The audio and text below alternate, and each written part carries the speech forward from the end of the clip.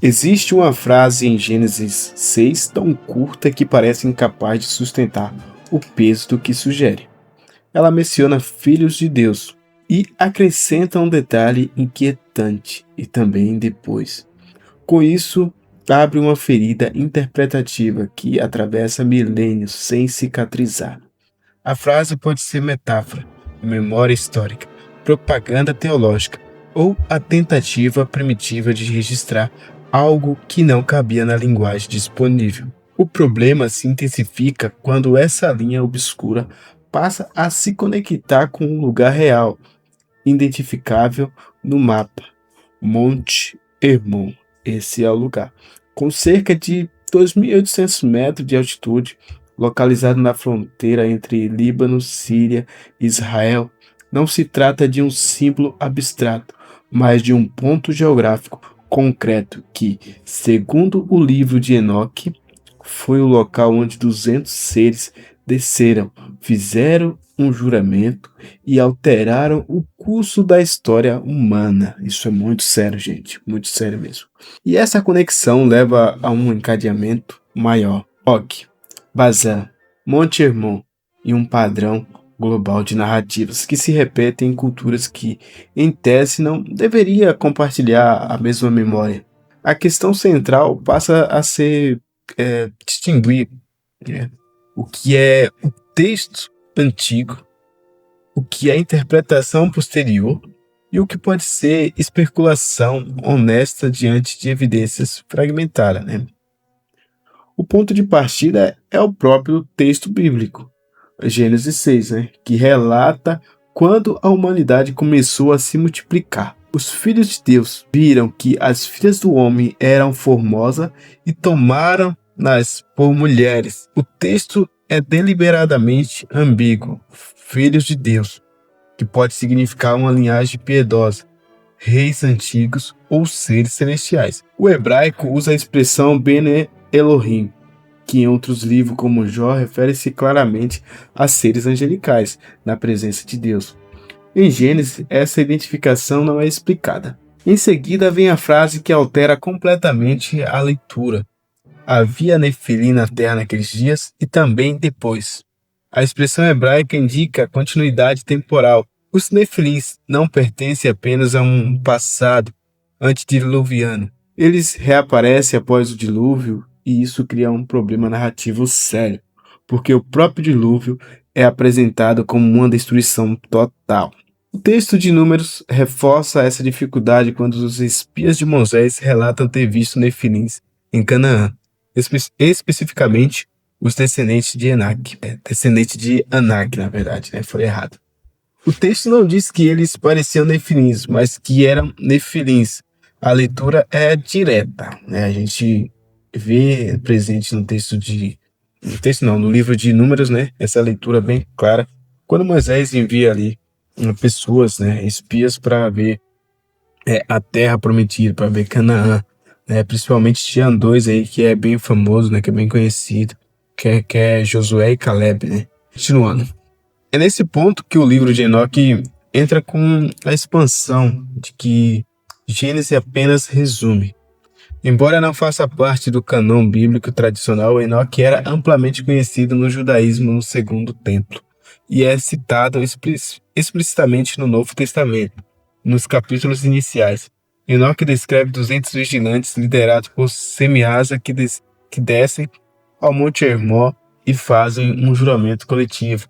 Eles sabem que estão cruzando uma fronteira irreversível, tá? Ou seja, eles fazem um juramento porque o que eles iam fazer é algo sem volta. Esses seres tomam mulheres humanas e transmitem conhecimentos considerados proibidos. Metalurgia, fabricação de arma, cosmético, astrologia, feitiçaria, técnicas avançadas de agricultura. Os filhos dessa união são os nefilins, descritos como seres de tamanho e força extraordinárias, que consomem os recursos da terra e quando estes acabam, passam a devorar os próprios humanos.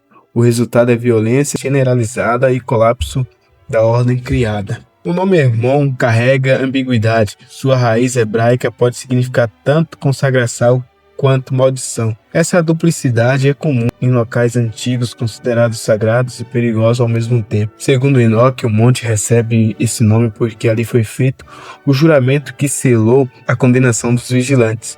O lugar foi marcado pela queda. Geograficamente, Hermon não é um ponto qualquer. É localizado no extremo norte de Canaã, na fronteira do mundo conhecido pelos hebreus antigos. É o ponto mais alto da região, visível a grande distância, com 3 picos principais cobertos de neves durante boa parte do ano. Suas nascentes alimentam o Rio Jordão, simbolicamente funciona como uma ponte entre céu e terra. Ao sul de Hermon está Bazã, região associada ao rei Og. Deuteronômio descreve Og como o último dos Refaíta, um povo de gigantes. Sua cama de ferro, com cerca de 4 metros de comprimento, é mencionada como evidência de sua estrutura excepcional. A tradição hebraica liga Og diretamente aos Nefilins, apresentando Bazã como uma terra de seus descendentes. Surge então a pergunta inevitável: como esses seres sobreviveram ao dilúvio? Essa é uma dúvida que muitos têm. A Bíblia não responde diretamente, mas tradições judaicas posteriores oferecem explicações variadas. Desde Og sobrevivendo fisicamente ao cataclismo até a hipótese de uma nova inclusão angelical após o dilúvio. O historiador Flávio Joséfo afirma que descendentes dos anjos ainda existiam em Canaã no período da conquista israelita, mas também não resolve a lacuna. Do ponto de vista arqueológico, Hermon é conhecido como um centro religioso antigo, com evidências de cultos da Idade do Bronze e do Ferro. Há santuários, altares e inscrições dedicadas a divindades como Baal, Hermon e Zeus. O que complica a leitura são as estruturas megalíticas da região, cuja datação e função não são consensuais. A cerca de 40 quilômetros do norte está Baalbek, onde o templo romano de Júpiter foi construído sobre plataforma muito mais antiga. Os blocos conhecidos como trilitos pesam cerca de 800 toneladas cada. Olha só, 800 toneladas cada.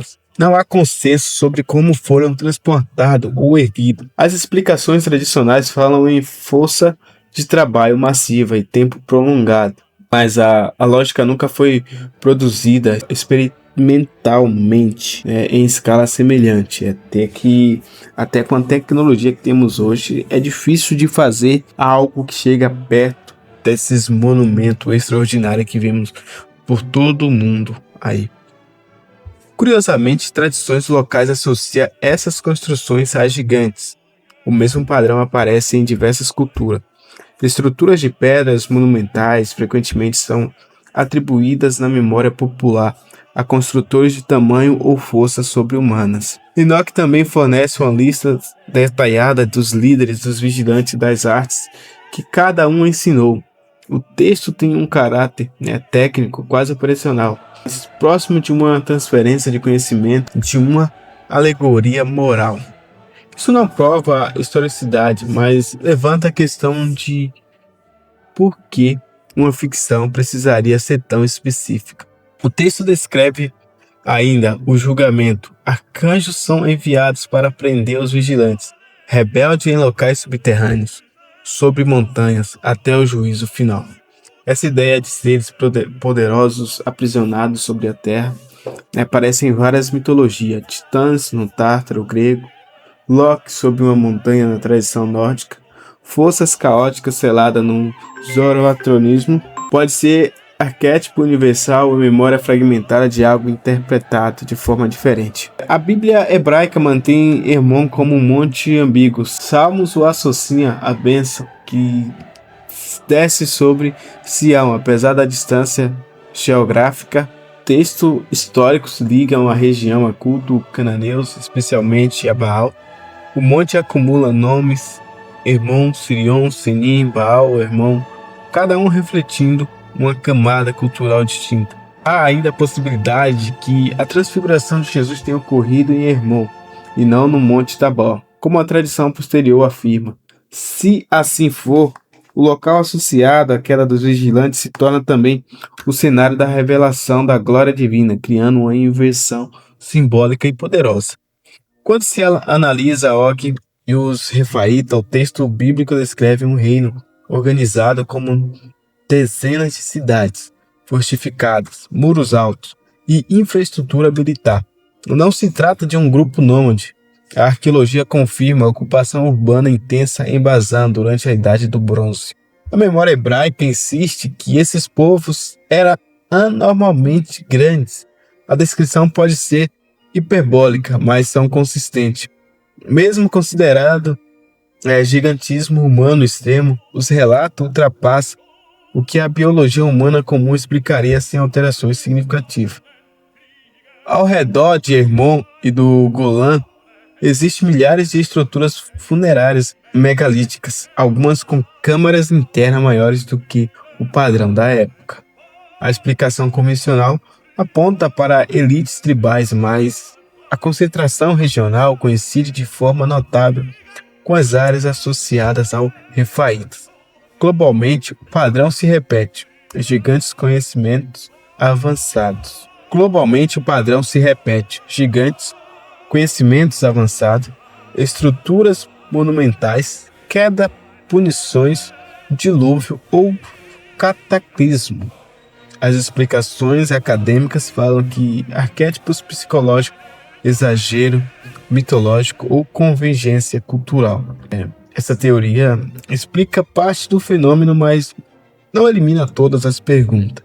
O texto antigo permanece, as pedras permanecem, as lacunas também. Talvez Gênesis 6 seja memória histórica interpretada teologicamente, talvez seja mito elaborado para explicar o mal do mundo, talvez seja a combinação desconfortável de ambos. O que parece claro é que explicações simples não dão conta de todos os dados. Incertezas absolutas, tanto literalistas quanto céticas, costumam ignorar partes importantes do problema. Monte Hermon continua ali, um ponto no mapa onde geografia, texto, tradição e mistério se sobrepõem. Enquanto não houver uma explicação que feche todas as portas, a investigação permanece aberta.